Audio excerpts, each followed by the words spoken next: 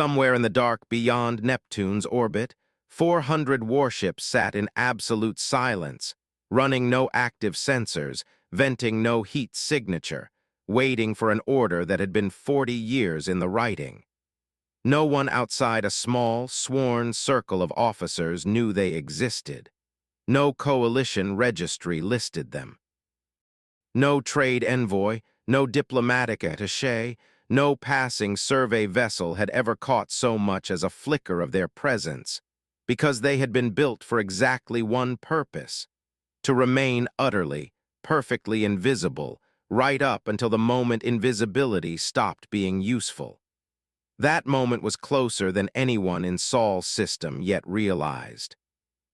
The Karn cruiser Ashen Verdict dropped out of slipspace 11 light minutes from Saul, and High Marshal Threl Doskavar allowed himself a small, satisfied breath as the system unfolded across his tactical display. 8 planets, 1 inhabited.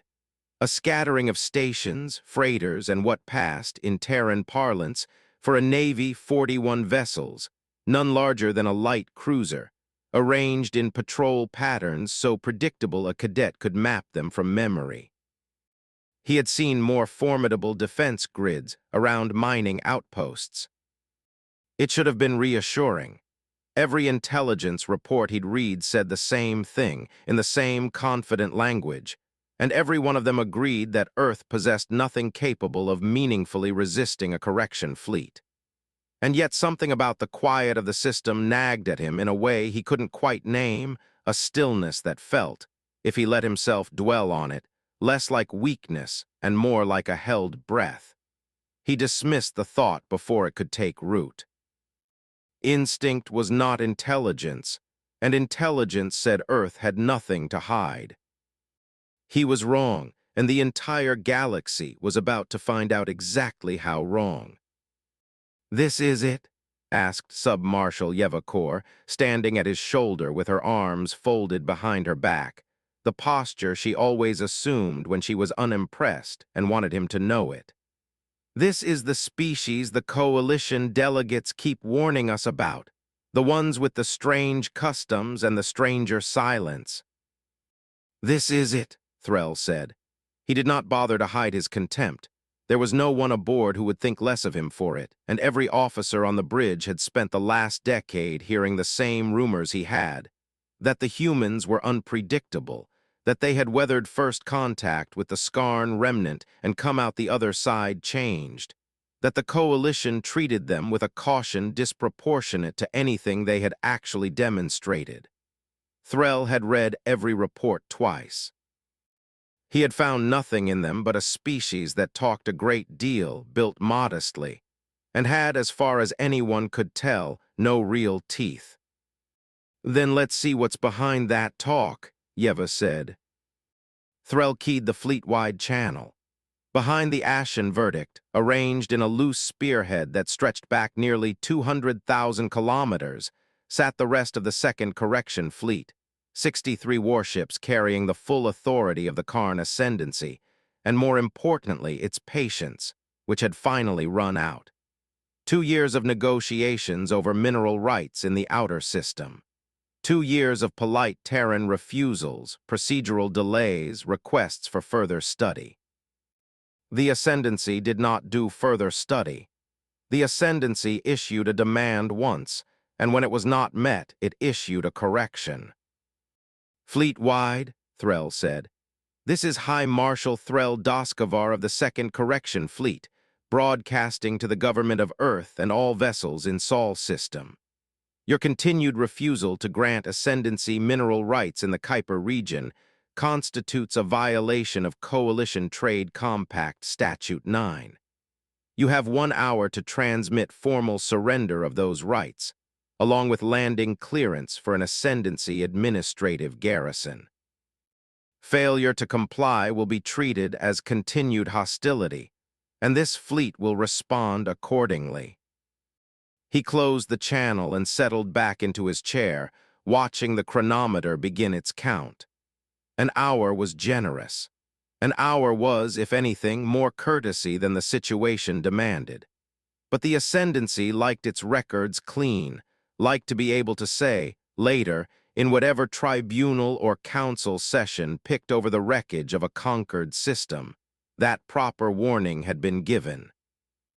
11 minutes into the hour, one of the small Terran patrol ships, a corvette, barely larger than a Karn shuttle, peeled off from its formation and began moving toward the Ashen Verdict at a slow, deliberate pace, running no active weapons locks, transmitting no distress calls. There was something almost unnerving about the calm of it, the total absence of the scrambling, panicked activity Threll had come to expect from a system realizing, for the first time, exactly how outmatched it was. "They're not fleeing," Yevor observed. "They're not attacking either," Threll said. "What are they doing?" The answer came a mom. And later, a single narrowband transmission addressed directly to the flagship. A woman's voice, calm, almost bored, cut through the bridge speakers. "Karn vessel, this is Lieutenant Mara Ilson, Earth Patrol Corvette Halloway. You are currently 700,000 kilometers inside a system boundary you have not been granted clearance to enter.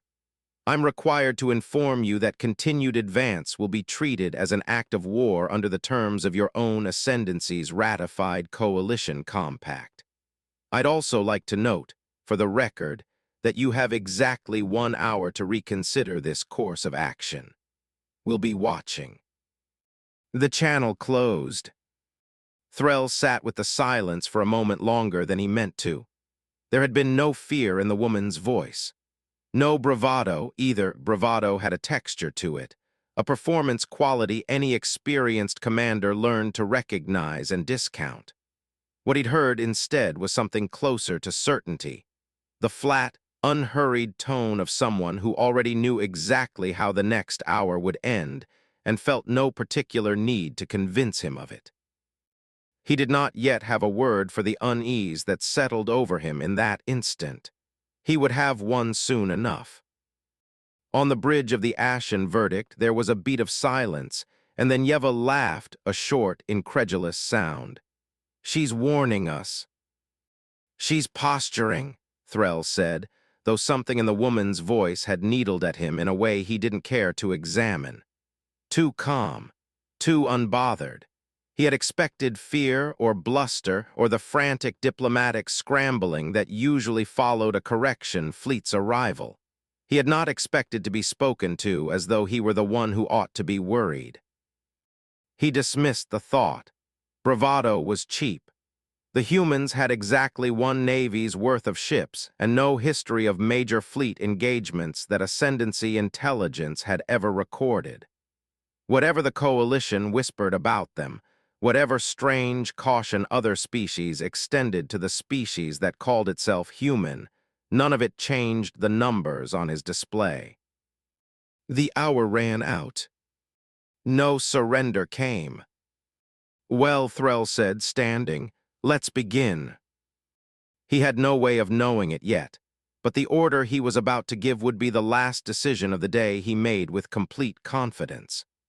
Everything after it would be a scramble to understand a battlefield that had already been decided, 40 years before he ever set foot on this bridge, by people he had never heard of, in shipyards he did not know existed, for reasons that traced back to a single, unanswered massacre the coalition had long since filed away and forgotten. 41 years earlier, on a colony transport called the Amaranth Grace, 312 human colonists had died over the course of 11 minutes, and the species that did it had never bothered to explain why. The Skarn remnant were not, in the grand accounting of galactic history, a significant power. A splinter faction driven from their home territory generations before by a coalition peacekeeping action, reduced to raiding and scavenging along the fringes of explored space. When the Amaranth Grace strayed into a system the remnant considered theirs, an error of navigation, nothing more, a mapping database 3 years out of date, the Skarn response was immediate and total. No warning, no demand. No negotiation. Just weapons fire, and then silence, and then, 6 days later, a Terran salvage vessel finding the wreck and the bodies and beginning the long, terrible work of bringing them home. Earth had no fleet capable of retaliation. Earth barely had a fleet at all, a young species, newly arrived in coalition space, still learning the shape of the wider galaxy, still building its first generation of interstellar vessels. The Coalition Council expressed its condolences. A tribunal was convened. The Skarn remnant faction responsible was eventually tracked down and dissolved by coalition enforcement, its ships seized, its leadership imprisoned. Justice of a sort, delivered 18 months after the fact by someone else's hand, on someone else's timeline. Admiral Renata Os had been a junior fleet officer then, 26 years old, assigned to the recovery mission that brought the Amaranth Graces dead back to Earth orbit. She remembered standing in the observation bay of her ship, watching 312 sealed transport pods drift past the viewport in slow procession. And she remembered thinking, with a clarity that had never left her in the 4 decades since, that Earth was never again going to be a species that other people got to decide the fate of. She had not been alone in that thought. It turned out in the quiet aftermath that a significant portion of Earth's leadership, military, political, scientific, had arrived at the same conclusion independently, and had begun, almost without formal coordination at first, to act on it. The problem, as they saw it, was not that Earth lacked the capacity to build a serious deterrent force. Human industry was young but voracious, human engineering unencumbered by the sclerotic traditions that slowed some of the older coalition species. The problem was that any visible buildup would draw exactly the kind of attention Earth could not yet survive. The coalition's stronger members, the ascendancy chief among them, watched new species carefully in their first decades of contact, gauging their military potential, their willingness to project force, their long-term threat profile. A species that appeared weak was largely left alone, granted time to grow, treated as a curiosity rather than a rival. A species that appeared to be arming itself aggressively invited scrutiny, sanctions, sometimes preemptive correction. So Earth chose to appear weak. It was Renata Osai, by then a rear admiral with more political capital than she'd ever wanted, who first proposed the shape of it to the newly formed Terran Unified Command. A visible navy, small, modest, exactly capable enough to patrol Sol system and escort civilian shipping and look, to any outside observer, like the navy of a species still finding its feet. And behind it, unseen, unregistered, built-in facilities scattered through the asteroid belt and the icy dark beyond Neptune, in shipyards that existed on no coalition manifest and appeared in no trade register, a second navy. A real one. They called the visible fleet the Home Guard. They called the other one nothing at all, because a thing with no name draws no questions, and for nearly 40 years that was exactly the point. The building of it had not been simple. Every hull laid down in the hidden yards had to be moved, crewed, supplied, and maintained without ever showing up in a coalition trade log or drawing the notice of the trading vessels and diplomatic envoys that passed through Sol system with increasing frequency as the decades went on. Terran Unified Command solved this the way it solved most of its early problems, by throwing an absurd amount of quiet, stubborn effort at it, and refusing to stop until it worked. Mining operations in the belt were expanded far beyond what civilian demand required, their surplus quietly diverted. Shipyards were built into hollowed-out asteroids, their exteriors left looking like nothing more than unremarkable rock. Crews were recruited under classification protocols so strict that entire families believed their sons and daughters had died in accidents, when in truth they had simply vanished into a service that did not officially exist. It asked a great deal of the people who served in it. Admiral Ose never forgot that, not in all her years overseeing the program's growth, not even after she'd handed command of what by then had become the Ashfall Armada to a successor, and moved into the quieter role of strategic oversight. Every officer who joined the hidden fleet gave up the chance to be known, to be decorated, to have their service recognized by anyone outside a small circle of people who already knew.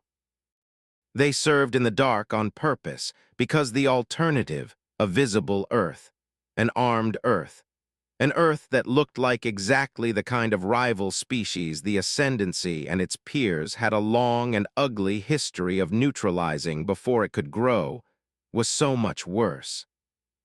Fleet Admiral Elena Cho had been 19 years old when she was recruited into that dark, in the spring of her second year at the Terran Naval Academy, pulled aside after a tactics exam by an instructor she had never seen before and asked a single question. How far would she go to make sure Earth was never caught unprepared again? She had said whatever it takes, meaning it the way 19-year-olds mean things, with more conviction than context. 22 years later, standing on the command deck of the Ashfall Armada's flagship, the dreadnought Long Vigil, she still meant it, though the shape of what it required had grown a great deal more complicated in the years between. She was 41 now, the youngest officer ever to hold the rank of Fleet Admiral in either of Earth's navies, visible or otherwise, and she had spent the better part of the last 2 years watching, with a mounting and carefully controlled dread, as the Karn Ascendancy's diplomatic posture toward Earth curdled from cautious respect into something closer to contempt.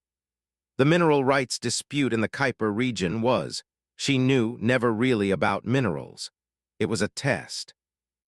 The Ascendancy wanted to know what Earth would do when pushed, and Earth's home guard, deliberately, carefully underwhelming, had given them exactly the answer they were looking for. A species that stalled. A species that talked. A species in the Ascendancy's calculus that could be pushed harder. When the second correction fleet's slipspace signature registered on deep-range sensors 8 hours before its arrival, Elena Cho was not surprised. She had been expecting this call for the better part of a year. Ever since Ascendancy patrol activity along the Kuiper boundary had begun creeping past the lines it was supposed to respect.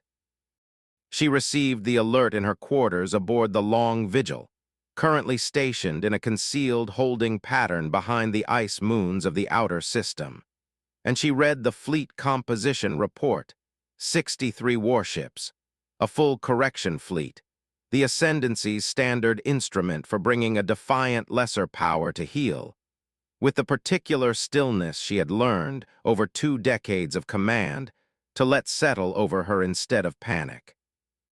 Then she opened a channel to Terran Unified Command.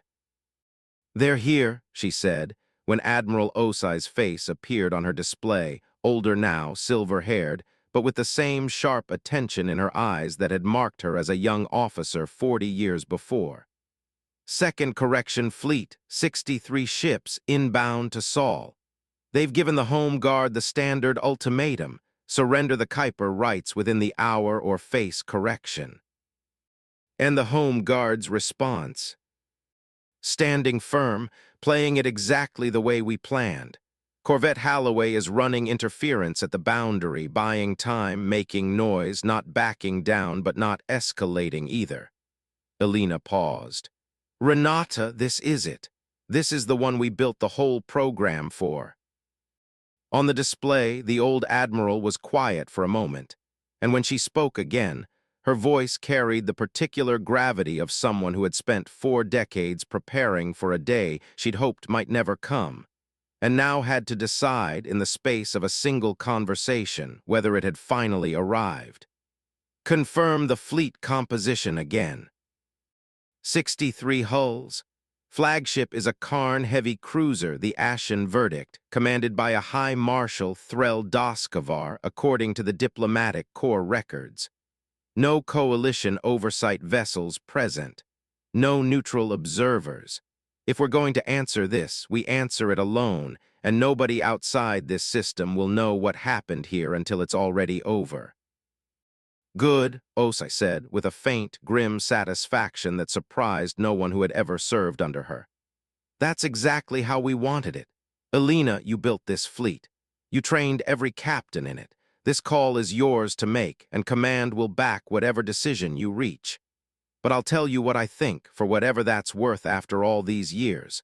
We did not spend 4 decades hiding a navy in the dark so that our great-grandchildren could inherit the job of finally using it. We built it for today. Don't let 63 ships and one arrogant marshal talk you into believing otherwise. Elena looked at the tactical display, at the slow crawl of the correction fleet's approach vector, at the calm, orderly formation of a navy that had never once considered the possibility it might be walking into a trap 40 years in the making. "Copy that," she said. "HFY Armada is moving to intercept posture, full silent running, cloaked formation, positions around the approach corridor. We let them commit.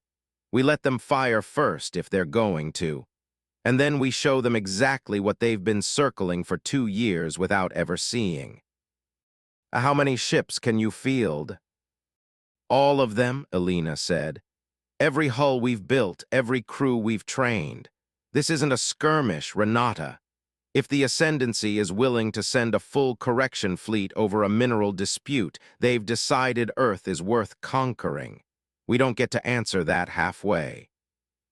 Osa held her gaze through the display for a long moment, and then nodded once, the gesture of a woman closing a chapter she had spent most of her adult life writing.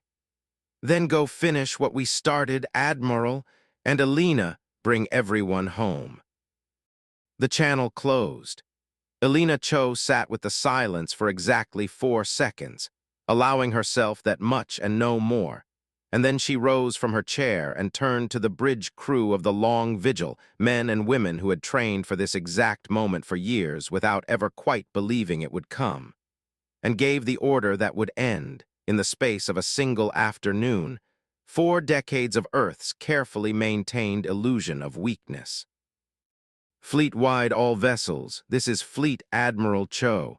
Stand by to execute Vigil Protocol. Today we stop hiding."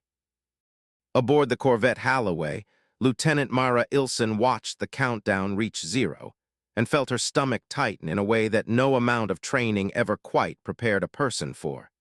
She was 29 years old, 6 years into a career she had chosen because her grandmother had served in the visible Home Guard during its earliest, leanest years, and she had grown up on stories of a navy that mattered even when it looked like it didn't. She did not know about the HFY Armada. Almost no one in the Home Guard did. That was the entire design of the thing. A second navy so thoroughly separated from the first that even the officers charged with holding the line at Saul's border had no idea what stood behind. ND them in the dark. All Myra knew was her orders. Hold position, stall, do not provoke, do not retreat, and trust that command had a plan, even when the numbers on her display made trust feel like a luxury she couldn't afford. "Ma'am," said her tactical officer, a broad-shouldered ensign named Devon Ockhaffer, who had been with her for 2 years and had never once in all that time sounded as tightly controlled as he did now. "Correction fleet is holding position. No weapons discharge yet, but their lead elements are beginning to spread formation. That's an encirclement pattern, ma'am. They're getting ready to move on the inner system." "Copy," Myra said, keeping her voice level with an effort that cost her more than she'd admit. "All Home Guard vessels maintain position, weapons hold. We are not the ones who fire first today." She opened the channel to the Ashen Verdict again, because it was in the orders, because command had told her to buy time by any means that didn't involve actual combat. and because some stubborn part of her simply refused to let the silence stand unchallenged. Karn flagship, this is Halloway. Your hour's up and you're still here. I want it on record one more time that Earth has not authorized your entry and does not consent to your presence in this system. Whatever happens next is a decision you're making, not one we're making for you. The response, when it came, was not from a comms officer or a diplomatic attaché. It was High Marshal Threll himself, his voice carrying an irritation that had clearly been building since the first transmission. Lieutenant, I have watched your small ship circle my fleet for the better part of an hour, broadcasting warnings you have no capacity to enforce. I find myself curious whether this is bravery or simply an inability to recognize when a fight is already lost. Stand your vessels down, and this will go a great deal easier for everyone on your world. With respect, Marshal, Myra said, I don't think you understand what world you're talking to. The line closed on his end, not hers, and 30 seconds later the correction fleet began to move.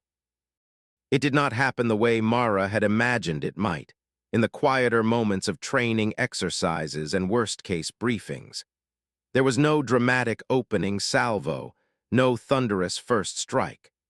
The Karn ships simply advanced, methodically in overwhelming numbers, 63 hulls sweeping past the thin picket line of Home Guard corvettes and frigates like water finding its way around a handful of stones. A weapons lock chirped on Myra's console, one of the Karn escort cruisers targeting the Halloway directly, not firing, but making its intentions unmistakable. They're not shooting, Devon said, disbelief in his voice. They don't even think they need to. They don't, Myra said quietly. Not yet, they think we'll fold. She looked at the tactical plot, at 63 Karn warships pouring past her tiny defensive line toward the inner system, toward Earth, and she felt something settle in her chest that was not quite fear and not quite fury, but some grim, determined cousin of both. All Home Guard vessels, this is Halloway. Fall back to secondary formation, maintain visual and sensor contact, do not engage. Commands orders. We hold the line as long as we can, and we let them come to us. It went against every instinct she had, watching an invading fleet sail past her ships without a shot fired in response. And she said as much, quietly, to no one in particular, as the Halloway reversed course to shadow the Karn advance rather than block it. Ma'am, Devon said after a moment, why would command tell us to just let them through? Myra didn't have an answer. She wouldn't have one for another 40 minutes, when the deep system sensor net lit up all at once with contact signatures that made no sense against anything Home Guard intelligence had on file, hundreds of them, then thousands, emerging from cloak in a coordinated pattern so vast and so precise that for one disorienting moment she thought her instruments had failed. Then the fleet-wide channel opened, carrying a voice she had never heard before, calm and absolutely certain, introducing itself as Fleet Admiral Elena Cho of the Ashfall Armada. And Mara Ilson understood in the space of a single breath that everything she had believed about the size and shape of her own species' navy had been a story someone had chosen, very carefully, to let her believe. Home Guard vessels hold position and clear the engagement corridor, Cho's voice said. You've done exactly what you needed to do. Now let us do the rest. For a handful of seconds after the channel closed, nothing happened at all. The correction fleet continued its unhurried advance. The stars held still. Mara found herself holding her breath without quite deciding to, watching a tactical display that showed nothing but empty space where Cho's voice had promised something was about to change. And then all at once, the emptiness stopped being empty. Behind the correction fleet's advancing formation, in the vast dark between the orbits of Neptune and the inner belt, More than 400 vessels the Karn Ascendancy had never once detected, catalogued, or suspected the existence of dropped their cloaks in near-perfect unison, and closed. On the bridge of the Ashen Verdict, High Marshal Threl Doskavar felt the ship shudder beneath a weapon's impact he had not ordered, had not expected, and for one full second could not even locate on his tactical display, because his tactical display did not, as far as its readings were concerned, show anything nearby capable of producing that kind of damage. "Report," he snapped, rising from his chair as alarms began cascading across the bridge. "Marshal, The tactical officer's voice cracked with something close to panic. "We're reading hundreds of new contacts. They're coming out of cloak all around the fleet's flanks and rear, sir. They were already here. They were waiting." "That's not possible," Threl said. And even as he said it, he was looking at the display and watching it become true anyway. Terran warships, real ones, hulls larger and better armed than anything in the Home Guard's registered inventory, materializing out of what his sensors had read moments before as ordinary empty space and drifting ice debris. 400 of them, arranged in a formation that made his own fleet's spearhead look, suddenly less like a blade and more like something that had walked directly into a closing hand. "Submarshal Corps," he said, forcing his voice level. "Damage report all vessels." 7 ships already reporting critical hits, Yeva said, and for the first time since Threl had known her, there was no contempt left in her voice at all, only the flat, focused urgency of an officer trying to catch up to a battle that had started before she understood it had begun. "Marshal, they're not firing everywhere, they're firing in a pattern. They're picking apart our formation from the outside in. This isn't a defensive response. This is an ambush, a prepared one." Threl stared at the display, at the neat, brutal geometry of it. His correction fleet strung out in an advance formation optimized for intimidating a weak opponent. Never once configured for a fight against a peer force. Now caught in a pincer that had clearly been designed, rehearsed, and waiting for exactly this moment. Every assumption he had carried into this system less than 2 hours before, that Earth was young, that Earth was unarmed, that Earth was exactly as weak as it had spent 40 years pretending to be, cracked open all at once. And behind it he found something that chilled him far more than the weapon's fire currently tearing through his fleet's rear guard. Patience. A species that had absorbed a devastating first contact loss, said nothing, shown nothing, and spent 4 decades quietly building this, waiting for someone arrogant enough to walk into it. "All ships," he said, and heard his own voice come out rougher than he intended.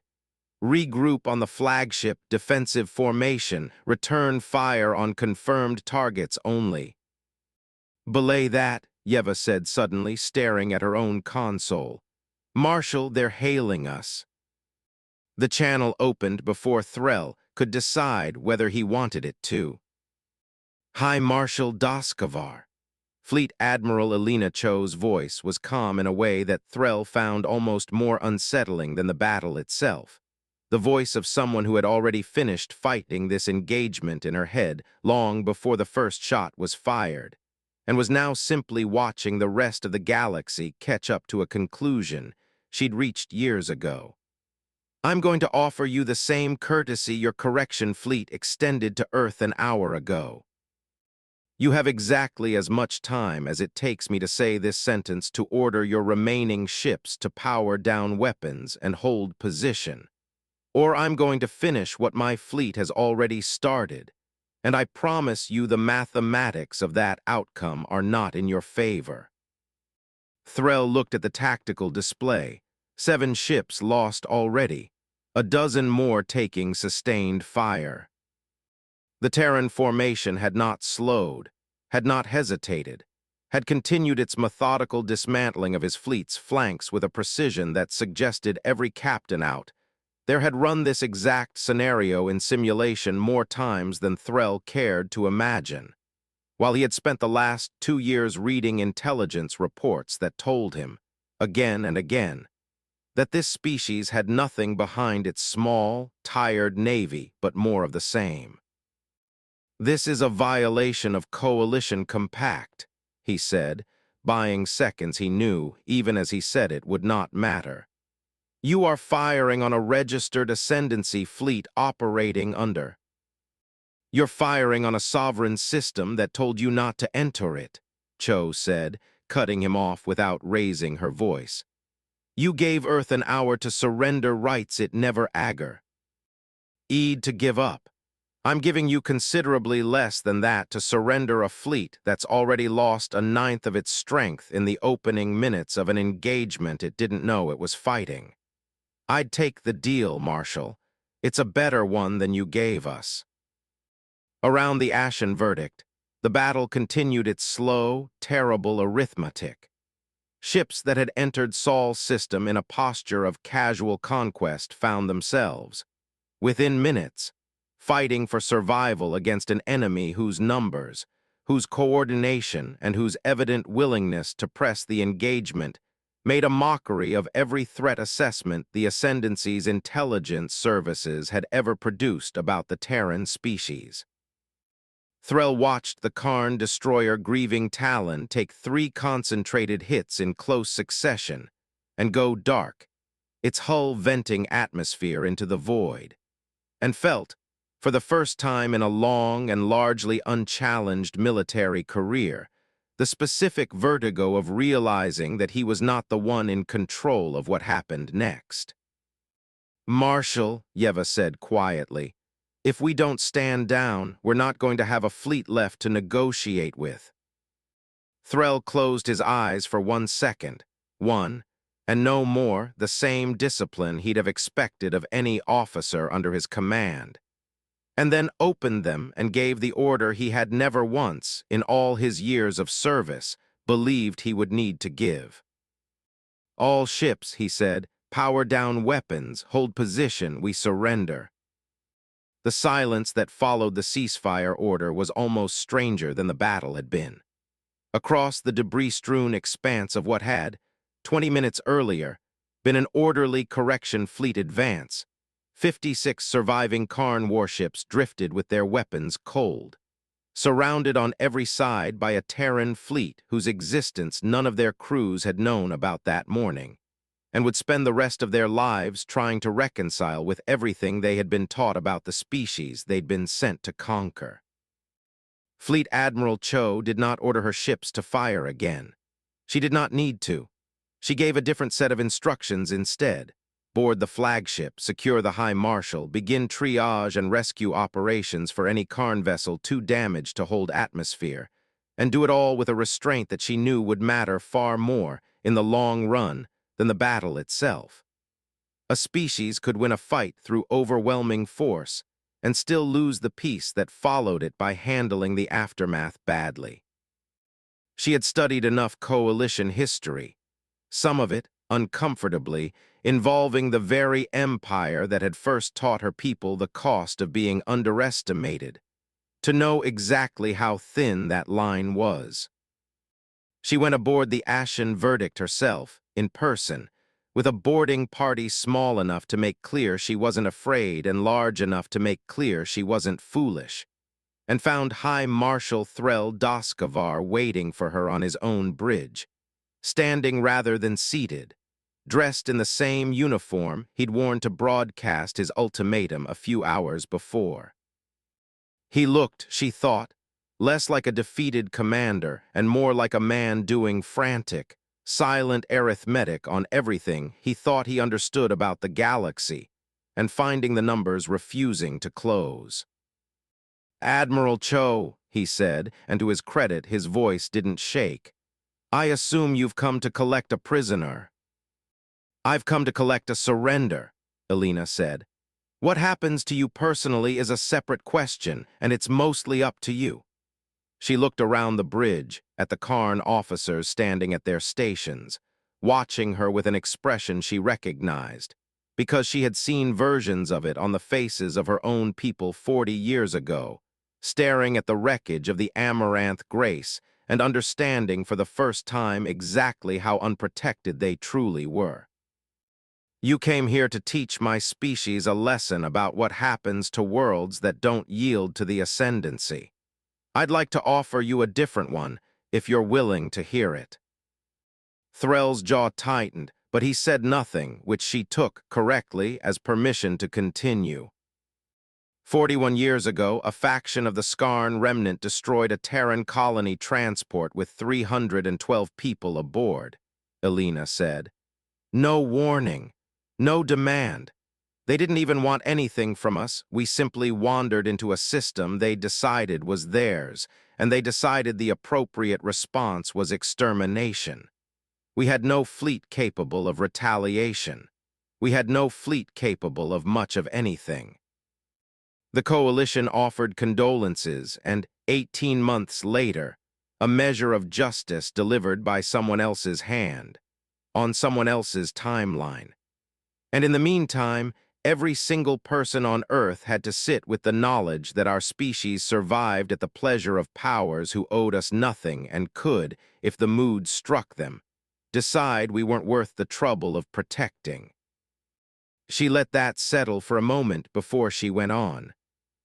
We decided that was never going to happen again. Not because we wanted to conquer anyone, we didn't build this fleet to take a single system that wasn't already ours, but because we understood better than most species get the chance to learn firsthand exactly what it costs to be weak in a galaxy that respects strength and very little else. So we built strength, quietly, patiently. For 40 years, while every other power in this sector treated us as a curiosity too small to worry about, we prepared for a day we hoped would never come, because hoping is not the same as trusting, and we had already learned the hard way what trusting the wrong people costs. And now you've proven your point, Threll said, bitterness edging into his voice. You've humiliated a correction fleet, destroyed a significant fraction of the Ascendancy's regional navy, and taken its high marshal prisoner. I imagine that's a satisfying outcome from where you're standing. It's not satisfying at all, Elena said, and something in the flatness of her voice made him look at her properly for the first time since she'd come aboard. 7 of my ships are damaged. 41 of my people are dead. Nothing about today feels like a victory to me, Marshal. It feels like the exact thing I spent my entire adult life trying to prevent.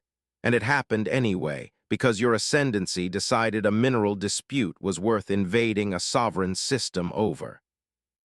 I don't want your empire's respect. I want your empire to understand that Earth is done being treated as a problem that can be solved with an ultimatum, and I'd very much prefer to have proven that without losing a single person doing it. That wasn't a choice you left us. Threll was quiet for a long moment, looking at her, at the calm, controlled fury of someone who had won completely and clearly found no pleasure in it, and something in his own certainty, the bedrock confidence that had carried him through this entire mission with barely a flicker of doubt, until the moment his sensors lit up with 400 ships he'd never known existed, finally gave way. What happens now? He asked, and the question came out smaller than he intended. Now you're going to sit down with our diplomatic corps and negotiate a formal cessation of hostilities, Elena said. Your surviving ships will be permitted to withdraw under escort. Your dead will be returned to the Ascendancy with full honors, because whatever brought you here, the officers and crews who died today don't deserve to be treated as a footnote in someone else's lesson. And you, personally, are going to carry a message back to your government, because I think it will land better coming from someone who was actually here to see it happen, rather than a formal transmission from a council chamber. And what message is that? Elena looked past him, out through the bridge viewport, at the scattered wreckage of a fleet that had entered Saul's system that morning utterly convinced of its own superiority, and at the vast, quiet formation of Terran warships holding position around it. Proof, finally visible, of everything Earth had spent 4 decades hiding. "Tell them Earth was never weak," she said. "Tell them we simply understood better than they did that the galaxy rewards patience over posturing. And tell them that the next time someone from the Ascendancy decides to test that patience, they should assume there's a great deal more of it left where this came from." The rescue operations took longer than the battle had. Elena Cho made sure of that, personally overseeing the deployment of every salvage and medical vessel the Ashfall Armada could spare, because she had decided, somewhere in the years of planning that led to this day, that if Earth ever had to reveal its hidden strength, it would do so in a way that made the revelation itself a kind of argument. Not just that humanity could fight, but that humanity had chosen, every single time it had the option, not to be crueler than it needed to be. Aboard the crippled Karn destroyer Grieving Talon, a rescue team led by Lieutenant Commander Priya Nair cut through a buckled airlock to find 11 surviving crew members huddled in the ship's aft compartment. Air reserves failing, most of them wounded, all of them clearly expecting, based on every story their own culture told about what happened to defeated enemies, something considerably worse than a human hand reaching through the breach to pull them to safety. "You're not going to shoot us," said one of the survivors, a young Karn engineer barely out of training, phrasing it as a question even though it came out sounding like disbelief. "No," Priya said, guiding her toward the waiting shuttle. "We're going to get you somewhere with breathable air and a working medical bay, and then we're going to feed you something better than field rations, because frankly, you all look like you've had a very bad day." It was a small moment, one of dozens that played out across the wreckage the Second Correction Fleet in the hours after the ceasefire. But it was exactly the kind of moment Elena had been counting on, because she knew, with the particular clarity of someone who had spent her entire adult life thinking several steps ahead of the present crisis, that the story of today's battle would not stay contained to Saul's system for more than a few days, and the version of it that reached the wider galaxy would matter almost as much as the battle itself. It reached the Galactic Council chambers within 72 hours, carried first by a shaken Ascendancy diplomatic attaché requesting an emergency session, and then, in far more detail, by independent observers who had picked up fragments of the engagement on long-range sensors and pieced together enough to know that something extraordinary had happened in a system most of the Coalition's member species barely thought about at all. Ambassador Keth Weirin of the Illumin Concord, who had sat on the council for over 100 years and considered himself largely unshockable, listened to the preliminary battle reports with an expression that shifted over the course of the briefing, from polite skepticism to something considerably closer to alarm. 400 warships, he said, when the Ascendancy's attaché finished laying out the numbers. Hidden for 4 decades, undetected by every intelligence service in this quadrant, including, I might add, our own, and not one member of this council had the faintest suspicion. "The Terrans have always been unusually private about their internal affairs," said Councillor Ashan Devarath of the Meridian Compact, a species whose long institutional memory made them, on the whole, harder to rattle than most. "I confess I always assumed it was cultural reticence. It appears it was something rather more deliberate." "It was survival," said a voice from the observer gallery, and every head in the chamber turned toward the newly arrived Terran ambassador, a woman named Inez Calloway who had requested, with unusual urgency, to address the council directly rather than wait for the standard queue of business. She was not, Elena Cho would learn later, a woman given to dramatic gestures, but she understood as well as anyone on Earth exactly how much weight this particular moment carried.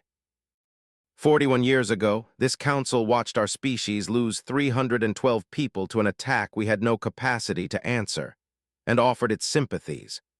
We did not ask this body to fight our battles for us then, and we are not asking now. We are simply informing you, as a matter of record, that Earth will no longer be treated as a species whose safety is optional, or whose patience can be tested indefinitely by any power that assumes our silence means weakness. And if this council finds your hidden fleet's existence itself to be a violation of compact transparency requirements, Keth Weirin asked, not unkindly, but with the careful precision of a diplomat probing for the shape of a problem before deciding how large it truly was.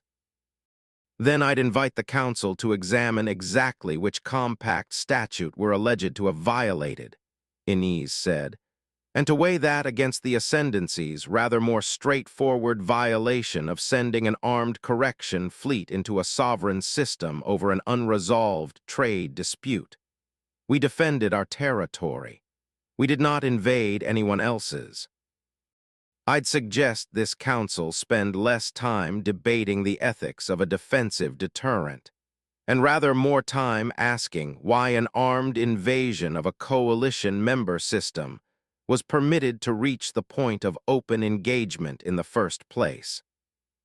The chamber was quiet for a long moment after that, the particular quiet of a room full of powers recalculating, in real time, exactly how they'd been thinking about a species they had spent decades treating as an afterthought. It took the better part of a month for the Karn Ascendancy's own internal politics to catch up with what had happened at Sol. High Marshal Threl Doskovar returned home under the terms Elena Cho had negotiated, escorted by his surviving ships, carrying with him not just the physical wreckage of a defeated correction fleet, but a report that his superiors initially refused to believe. It was one thing to lose a battle to a rival power whose strength was already known and measured.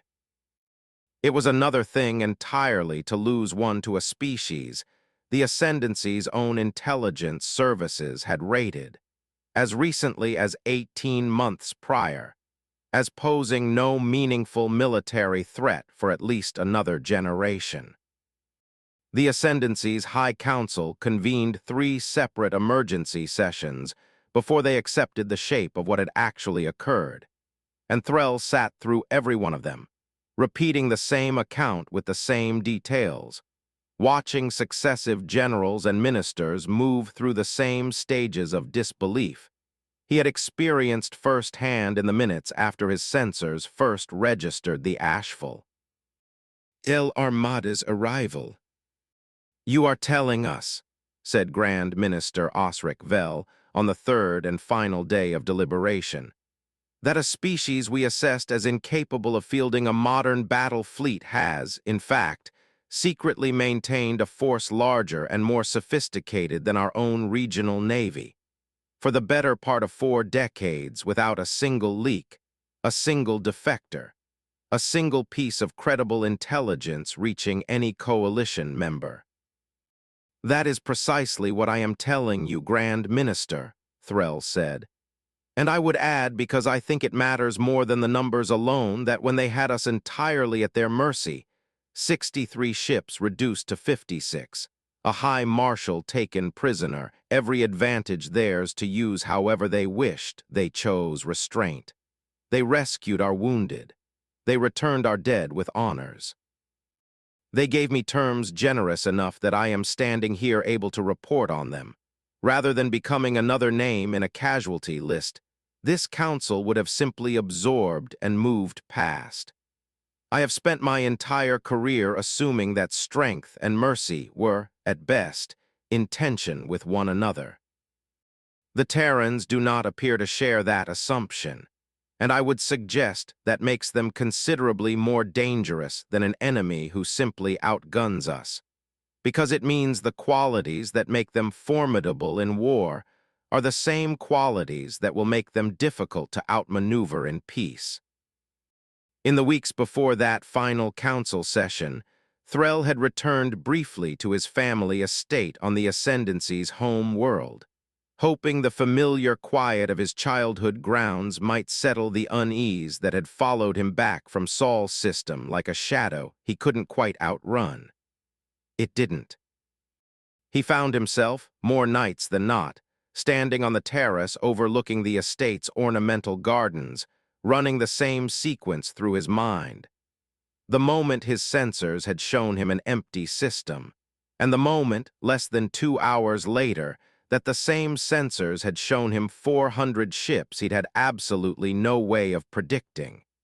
He had commanded fleets for over 20 years.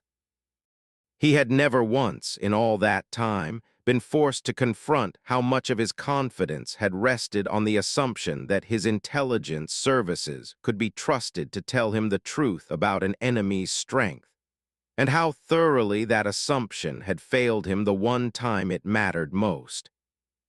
His daughter, a cadet in the Ascendancy's own officer academy, found him there one evening and asked, with the particular bluntness of a young officer who hadn't yet learned to soften difficult questions, whether he regretted surrendering rather than fighting to the last ship.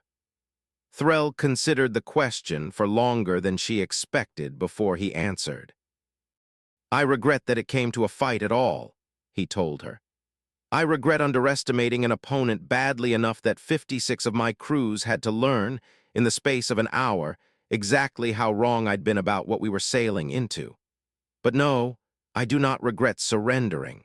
A commander who spends his crew's lives proving a point he's already lost isn't demonstrating courage. He's demonstrating exactly the kind of arrogance that got us into that system in the first place. Learn that lesson now, while it costs you nothing but pride, and you'll never have to learn it the way I did, with 63 ships and a great deal more at stake than either of us wants to imagine." The Ascendancy did not go to war with Earth again.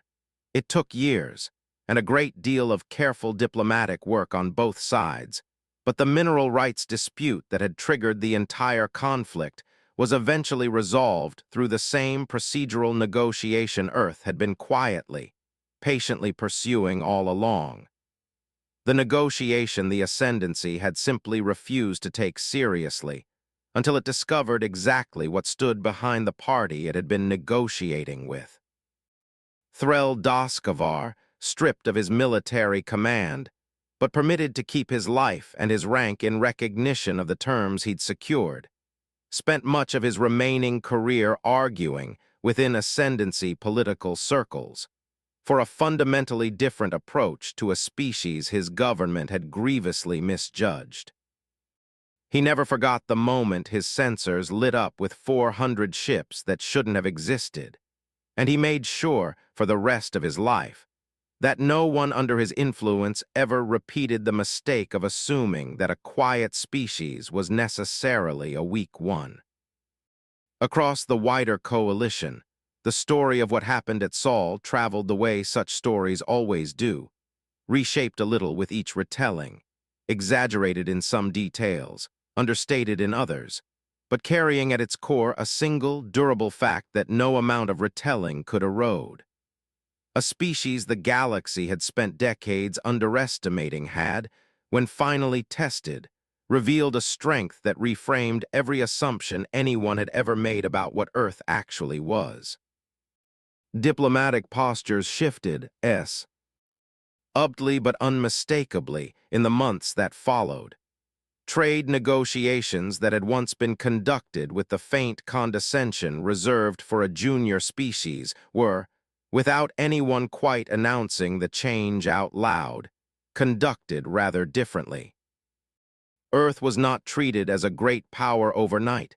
That kind of standing, Terran diplomats understood well, had to be earned through decades of consistent conduct, not won in a single afternoon of battle. But it was no longer treated as a curiosity either. It was treated, for the first time since first contact, as a species whose choices mattered and whose patience, once spent, carried consequences. The ripple effects reached further than the ascendancy alone. Within a season of the battle, three separate border powers who had spent years probing at the edges of Terran-adjacent trade routes, testing tariffs, disputing survey rights, occasionally sending armed escorts to protect shipping lanes that had never actually been threatened, quietly withdrew every provocation still on the table and opened, for the first time in years, genuine negotiations conducted without the faint undertone of a threat held in reserve. None of them announced the reason for the shift. None of them needed to. The story of a correction fleet reduced to 56 ships in under an hour, by a navy nobody had ever detected, did more to reshape the diplomatic posture of Earth's neighbors than a decade of careful, patient statecraft had managed to accomplish on its own. It was not, Ambassador Inez Calloway reflected privately in the weeks that followed, an outcome she took any particular satisfaction in. She had spent her entire career arguing that Earth's security should never have to rest on the threat of overwhelming force. That patient diplomacy and steady credibility ought to be sufficient on their own to secure a young species' place among older, more established powers. The battle at Sol had proven, in the most vivid way imaginable, that this had never quite been true. That, in a galaxy where several major powers still measured a species worth chiefly by its capacity for violence, patient diplomacy alone had left Earth vulnerable to exactly the kind of test the Ascendancy had eventually decided to run. It was a hard, unwelcome lesson, and Inez carried it into every negotiation she conducted for the rest of her career. That credibility in this particular galaxy required both the willingness to talk and the demonstrated capacity to back that willingness with something the other side could not simply dismiss. The Galactic Council, for its part, spent the better part of a year debating what, if anything, ought to be done about a coalition member maintaining an undeclared military force nearly 10 times the size of its registered navy. The debate produced a great deal of formal language and very little actual consequence.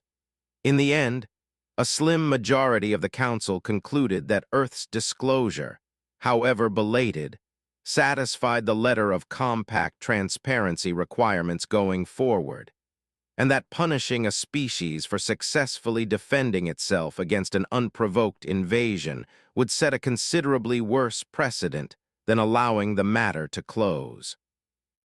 Ambassador Keth Weirin, who had pressed hardest for a formal censure in the early sessions, eventually withdrew his objection entirely, telling a closed session of the Illumin Concord's own governing council that he had come to believe Earth's 40 years of silence said less about deception and more about a species that had simply learned, earlier and more thoroughly than most, exactly how unforgiving this particular corner of the galaxy could be toward the unprepared.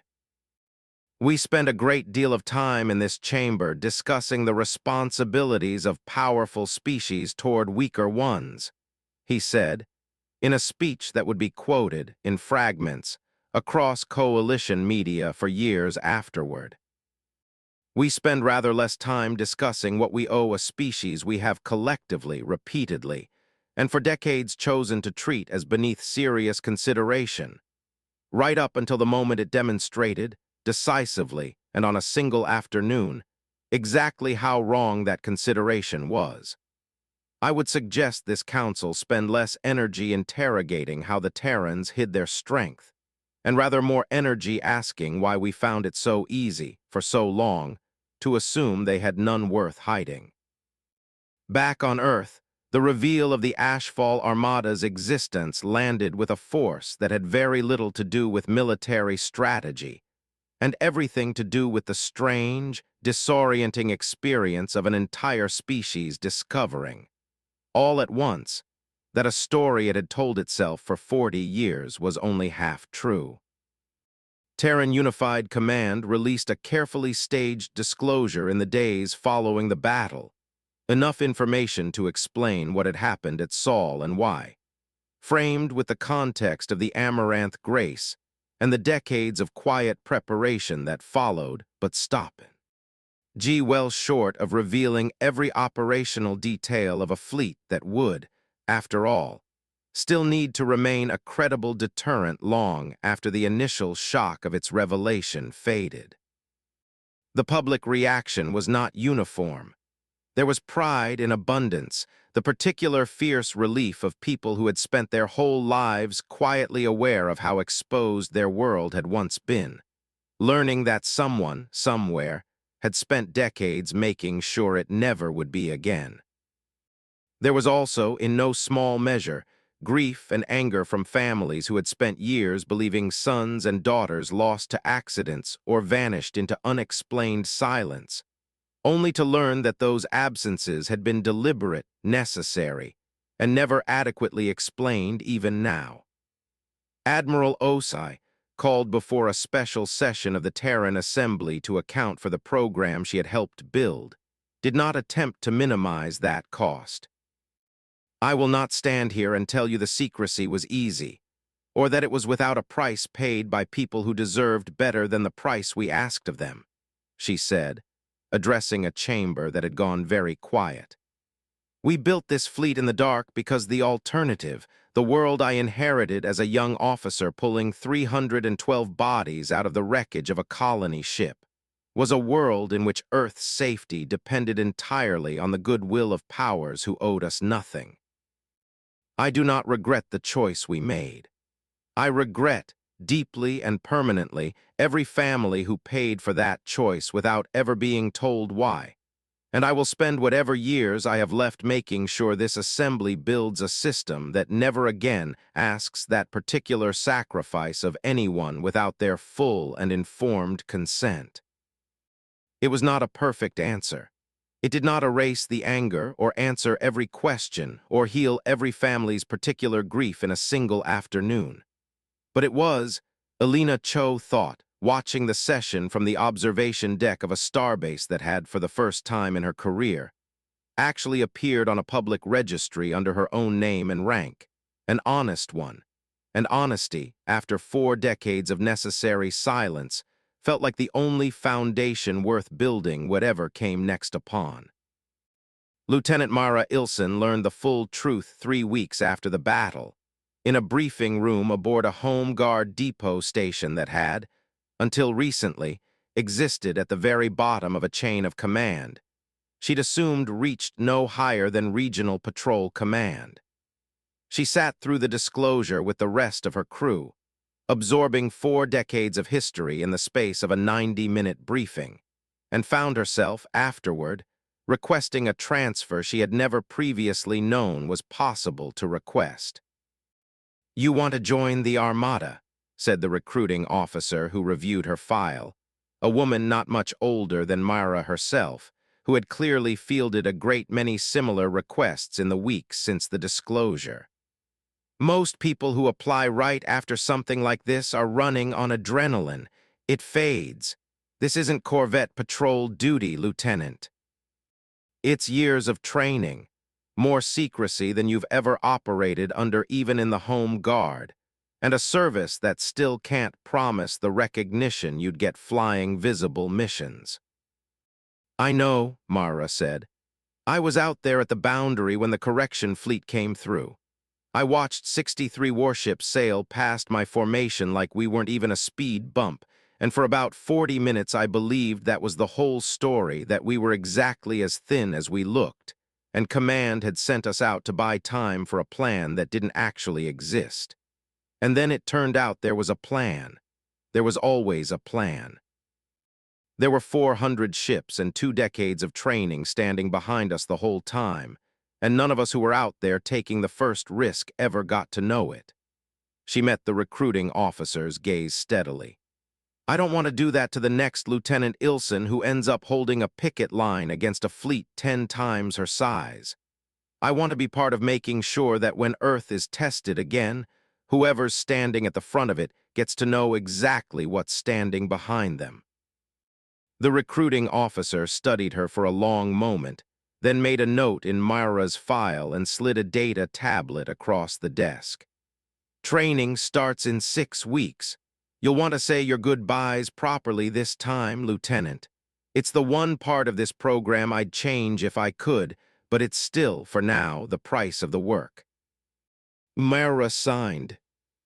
Captain Idris Backer had commanded the destroyer Halcyon Reach for 6 years before the battle at Saul, and he would spend the rest of his career telling anyone who asked that the thing he remembered most vividly was not the moment his ship dropped cloak, but the 90 seconds before it, sealed into a holding pattern behind a drifting ice fragment barely large enough to mask his hull's sensor signature, watching the correction fleet's lead elements sweep past close in Aug.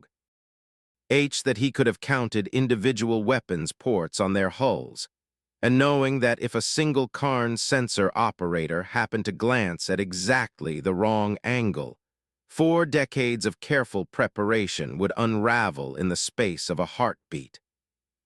It didn't happen. It never happened, not once across the entire Ashfall Armada's 400 ships, because Terran engineers had spent decades refining a cloaking discipline that assumed, as a baseline requirement, that it would eventually be tested against an enemy who had every reason and every opportunity to find it. When the order came to drop cloak and engage, Idris felt the Halcyon Reach shudder to life around him with a kind of relief he hadn't expected.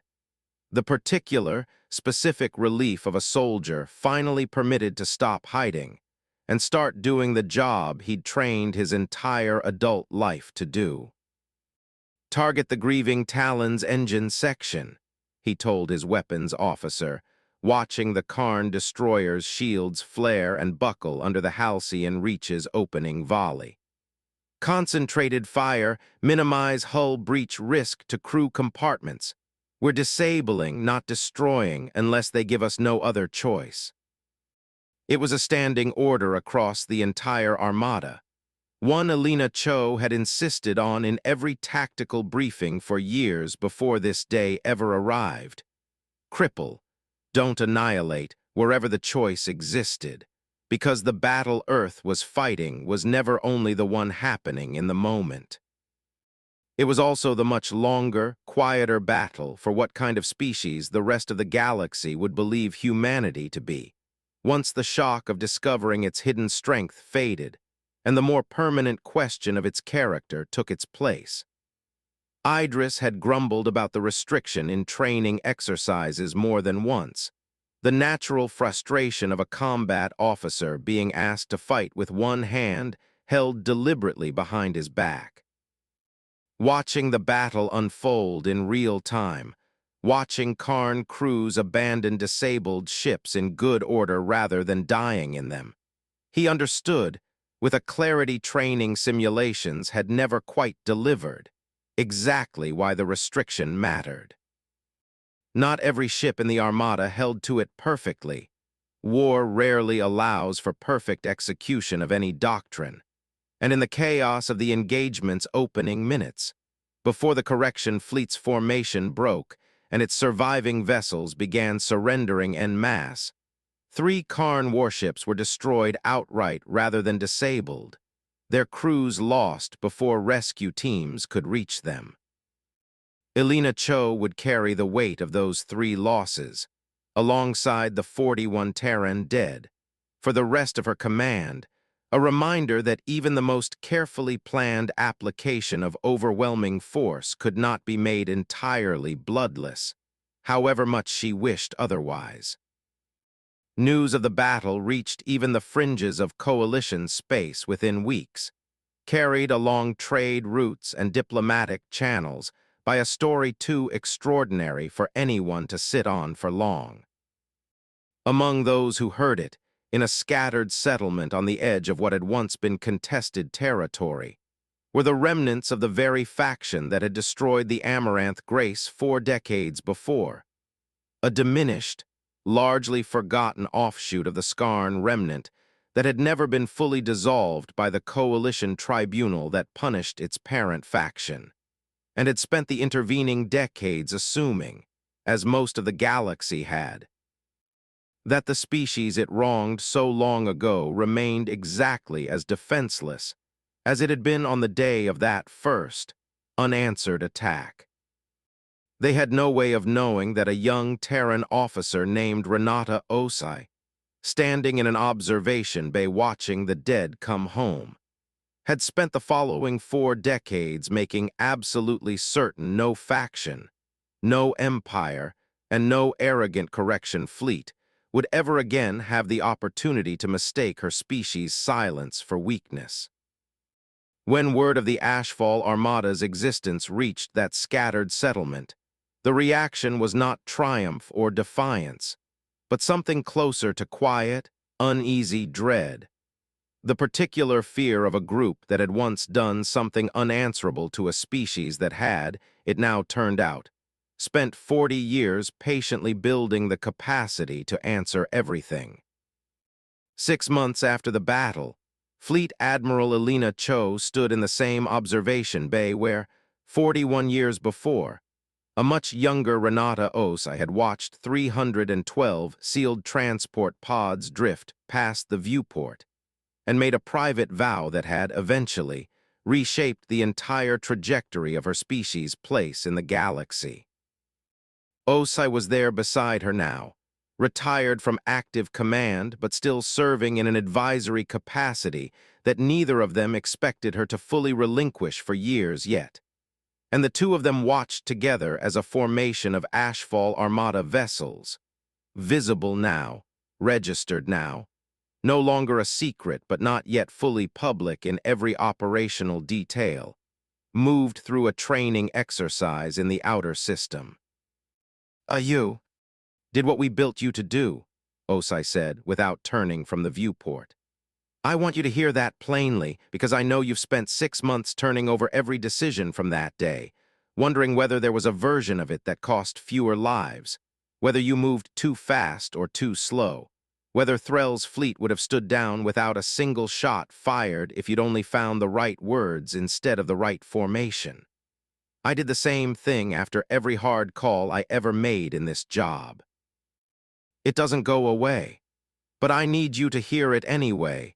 You did exactly what the program was built for, and you did it in a way that left the door open for everything that's happened since, instead of slamming it shut behind you.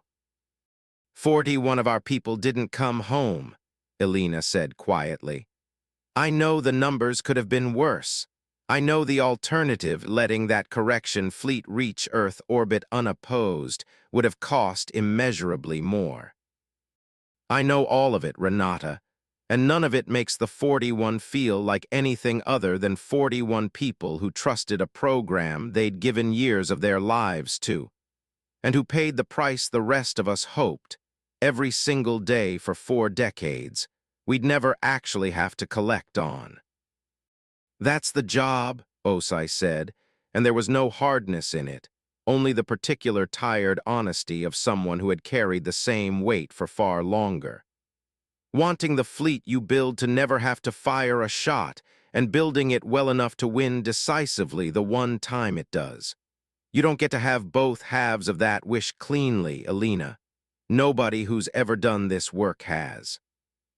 What you get is a galaxy that looks at Earth today and sees a species that can no longer be tested cheaply, and a program that, God willing, spends the next 40 years exactly as quiet as the last one, because everyone who might have been tempted to try what the Ascendancy tried now knows better.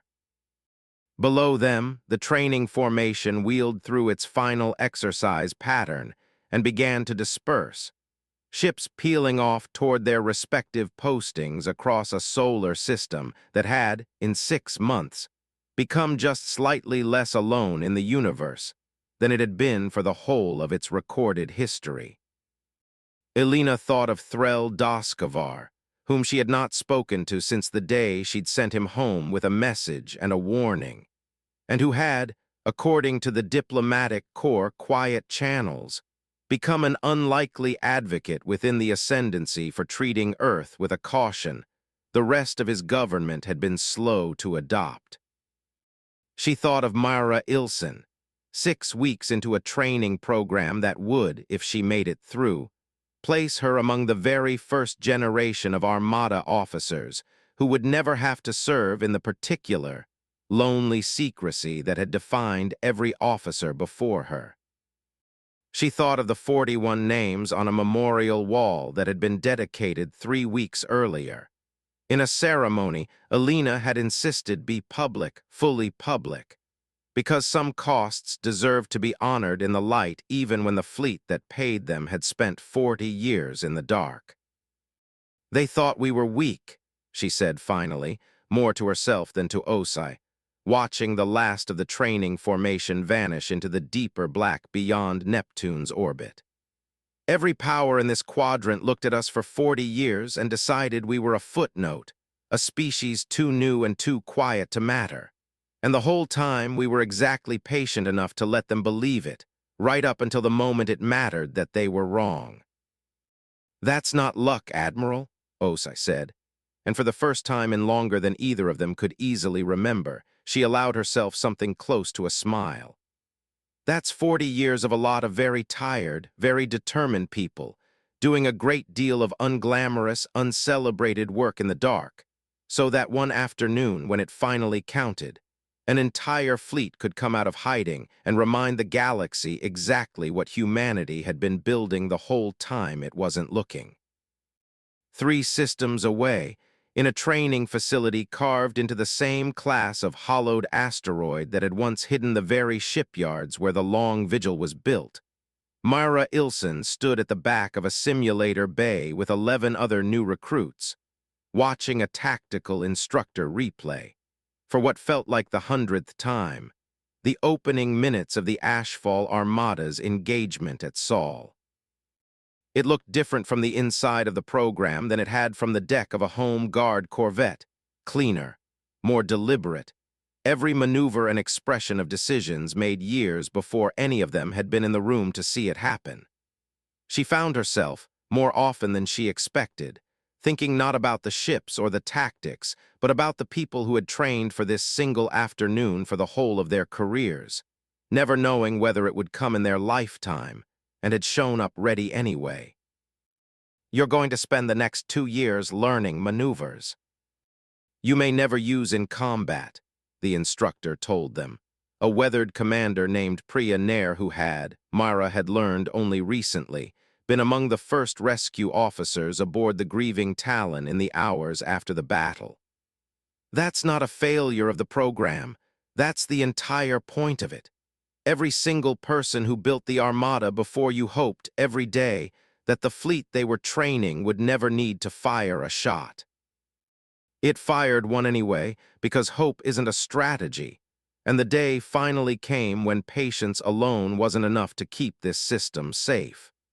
Your job, every one of you, is to be ready for that day again, and to hope just as hard that it never actually arrives on your watch."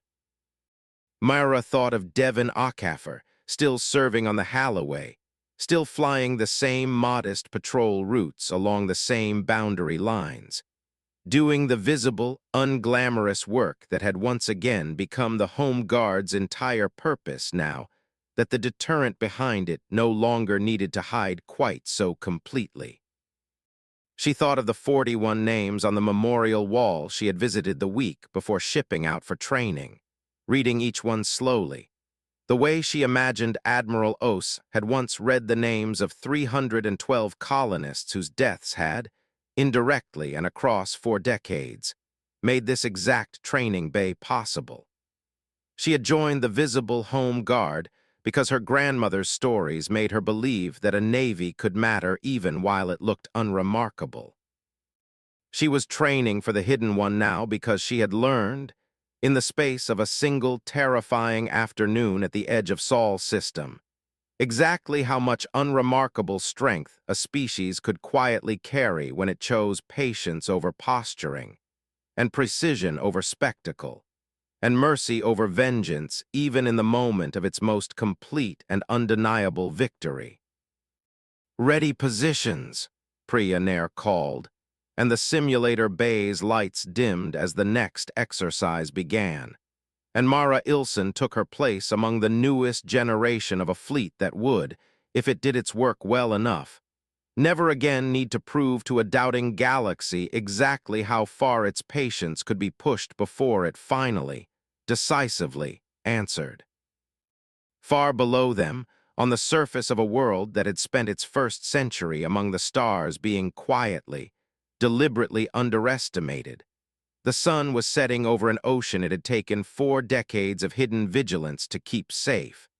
And for the first time in longer than anyone alive could remember, not a single person watching that sunset had any reason left to wonder whether Earth could defend what it had built. They had already been shown the answer. In the most decisive way a doubtful galaxy could possibly be shown anything.